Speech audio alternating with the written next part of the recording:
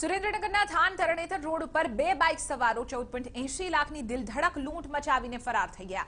Bike ઉપર આવેલા શખ્સોએ આંખમાં મરચાની ભૂકી નાખી લૂંટને અંજામ આપ્યો।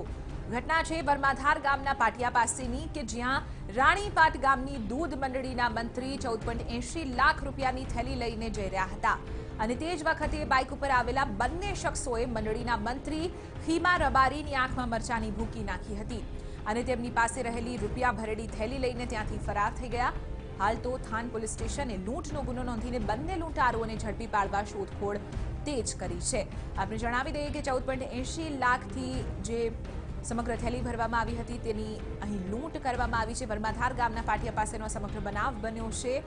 મૂળીના રાણીપાટ ગામની દૂધ મંડળીના મંત્રી અહીં લૂંટાયા છે। આજ મુદ્દે વધુ જાણકારી મેળવીશું ટીવી9ના સંવાદદાતા સાજિદ બેલીમ પાસેથી। સાજિદ, આ દિલધડક લૂંટ બાદ કઈ રીતે અત્યારે તપાસ ચાલી રહી છે?